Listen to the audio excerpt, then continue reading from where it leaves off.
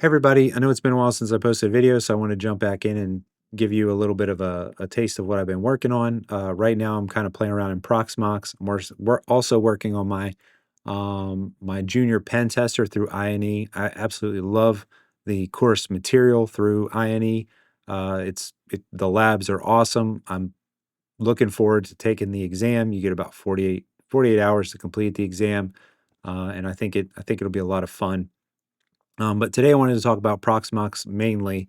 Uh, Proxmox is a very powerful bare metal deployment system. Set up your virtual environments.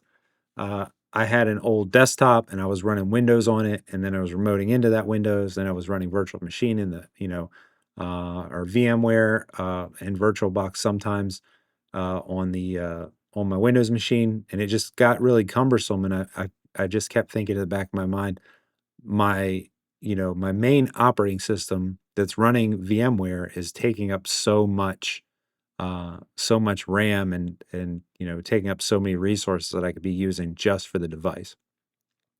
So then I finally decided to switch to Proxmox, and the first week was good. Everything went well. I did run into a little bit of an issue when it came to you know, some things had happened, and I shut down some things and I didn't do it the right way, and then I had some rolling blackouts because of the wind over here, and so I had to learn that you have to make sure that you have a universal power supply with Proxmox. It's definitely recommended. So I went and bought a universal power supply. It's an Amazon Basic power supply. It's actually right back here, and it does good. I mean, I just took down the power at my house for a little bit. Well, turned off the one of my circuit breakers so I could replace one of the switches, the fuses in there, and it was it kept my Proxmox running, which it's a good investment, I think. But to talk more about the Proxmox, you can look here and see that I have Windows 11, Kali. This is my Windows 11 clone. I did this before I learned how to back up all of my VMs. DevNet. I'm in a Cisco DevNet training course right now to teach Cisco DevNet on Net Academy, and they're using I think it's an OVEA, which is running on VirtualBox for their ISO or for their image. And what I'm trying to do is I'm trying to move it over to Proxmox because I'm also in a Proxmox beta class through Stanley Community College, which I really like, uh, to learn about the different, how to deploy Proxmox because Cisco is, from what I've been told, they're moving away from VirtualBox and VMware, and they're moving more towards Proxmox servers because they're free. You can pay for a license, and it does give you like technical support and things like that. But completely, you can download Proxmox for free, which is wonderful. So then I have my Cisco modeling labs over here. This is one of my favorites. You can get for $200, you can get 20 nodes. But I will caution you that if you go to the Cisco Developer website, you could sign up for Cisco Developer, and they do have a basic Cisco Modeling Labs deployment where you can deploy a certain amount of devices. They're really trying to lean into getting people access and providing actual routers and switches versus the emulators that you get on Packet Tracer, because Packet Tracer is a little bit limited. But yes, I'm running that. The 20 node $200 package was perfectly fine for me because I don't really go past that just yet. Maybe one day I will, but there's a ton of different things you can get into there. CentOS, I just set that one up just now. I haven't really gone through the process of going through the install. I just set it up as a VM. But the reason I'm doing that is because the one below that is my Linux. I set up a Linux Basic, which is just Ubuntu, and I was going to run Splunk on it, but then I found out that Splunk, from what I'm told, runs a lot better on CentOS, which is a low downgraded version of Red Hat, from my understanding.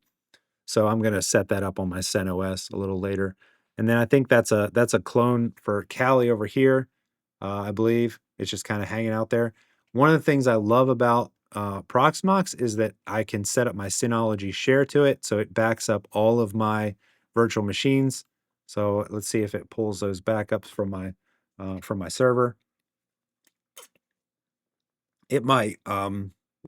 See, it's oh nope. When I took down my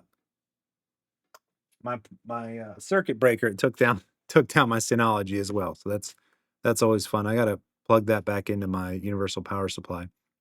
But it is good, so it does back everything up, so I don't have to worry about it if it goes down. And then I have my local backup, which is just something I was playing around with to figure out how to export DevNet to turn it into the image that Cisco resembles the image that Cisco provides. So I've been learning a lot about that. And then I have my local, which has my VM disks on it and all those other things. Um, One of the things that I'll recommend with Proxmox is you if you're going to download something, if you're going to, download or upload something for the ISO, you have to put it on the ISO images location. Downloading it from the URL is relatively easy. If you go to, like, let's say you go to Windows and you fill out all the information and it says click this button to download, just right click that button and then copy the URL and then paste it in there and then do query URL, and it'll give you the information to show you if it's the URL that you need, right? So that's pretty cool. Also with upload, that's always good as long as you have it does run a little slow if you're just doing Wi-Fi. So I'd recommend setting up a wired network that's connected to your Proxmox uh, for that's connected to your Proxmox and also connected to your the location of where your machine, because I use my stuff on OneDrive even though I have a Mac OS. So yeah, so I would definitely make sure that you set up a small wired network, at least for uploading stuff. And there's a I wouldn't call it a cheat, but if you copy this and you duplicate it, then it may ask you to log in, right? Um, so yeah, it may ask you to log in, but it's completely fine. So now what I can do is I can upload one from here, and then I can upload or download the URL from here. So you can actually install more than one. And if you want to work on it while that's happening, you just open up another one, right? And then you can run the run it while that's uploading. So it's just kind of a cheat. I guess I don't know. It's something that I came across I thought was really interesting myself. My window, all these machines, if I click on one of them, you'll see that, well, that's because I had to log back in. Hold on. Yeah, let's try this one. So if I double click it, of course, it's going to act up. Anyway, if I double click it, it'll allow me to go through the process of it'll open it up for me. Let's see if we can get it to go though. No ticket. Well, let's try this. We'll just run up the Kali VM and go from there. Sometimes doing that duplicate thing I mentioned before can cause problems when it comes to that ticket part, but that's okay. We can try this again. So let's try the CML. There we go. Right. So this runs the CML, no VNC, which is good. When you click on here, if you're going to resize it, make sure you do the scaling, adjust the scaling a little bit, so that way it'll allow you. So if I try to resize it now, right,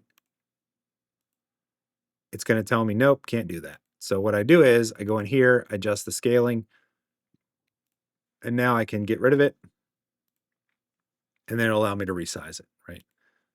The one that I can't do, if I try to open my Windows 11, it actually shouldn't work. So that's a really good surprise.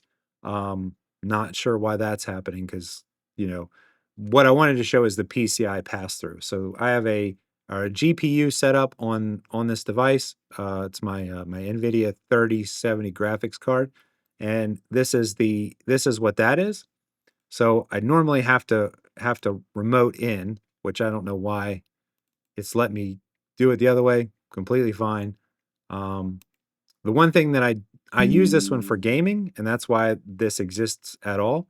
But the problem with this is that the GPU itself is set up on the PC or the pass through, but and it's listed here, but you can see where it doesn't show any of the information. And I haven't really dug into that just yet. I'm trying to keep that uh, as like a little back project just until I get some other things figured out.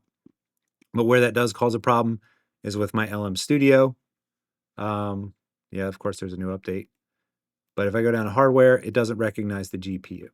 But if I do this, which again, I'm not 100% sure of what resources this is using. If you want to put it in the comments as to what resources it's using, that would be awesome.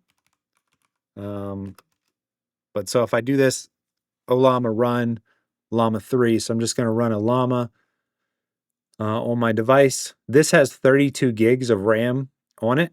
That's what I set up and allocated through Proxmox. So if I do tell me a story about Proxmox, sure, why not? Right. So then it gives me this awesome story about Proxmox. But again, I'm not really sure where the resource utilization has come from. I guess what we could try to do is we could go to Task Manager. Let's see if our Task Manager will tell us. And I'm doing all this stuff on the fly. I literally have no idea. Um, let's see what peaks. So yeah, it looks like it is hitting my GPU, which is really interesting. So that makes me feel a little bit better that my GPU is being utilized the way it should be. Very cool. So that I learned something new today. But yeah, so this is my Proxmox setup. I have all these different VMs.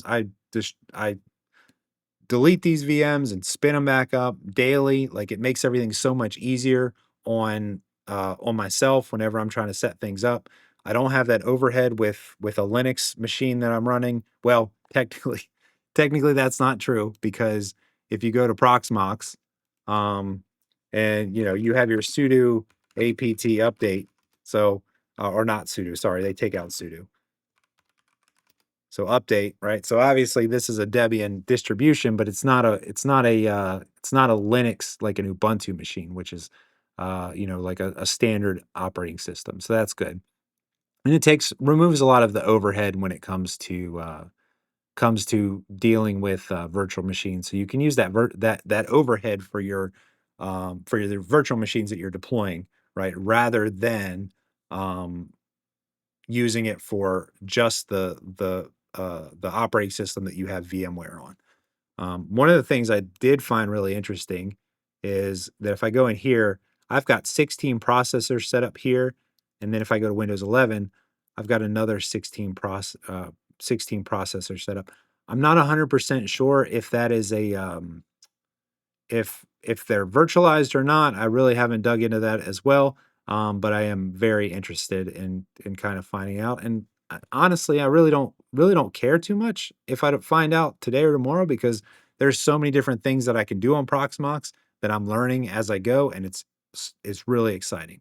So anyway, this is my video on Proxmox. I know it was a little long, but if you have any questions, please let me know. Send me a post something in the comments. You can send me something on LinkedIn. You can reach out, whatever you want to do. I'd love to talk about Proxmox with you. I'd love for you to tell me where I was wrong in this video, or what I can improve upon with Proxmox, or what kind of videos you'd like to see. I'm down for anything really. So thank you so much for watching the video, and I really appreciate it. Have a good day.